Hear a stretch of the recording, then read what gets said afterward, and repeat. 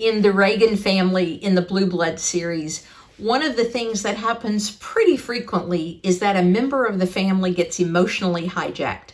They just kind of lose their cool over whatever the conversation topic is. They are differing, they're at different perspectives with their family members, and they're very emotionally charged.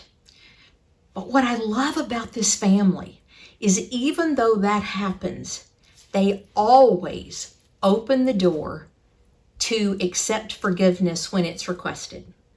Does your family always apologize? Do the members of your family always accept it regardless of what happened and forgive so that the family can be stronger and move forward? How would your family be better if you were able to do that?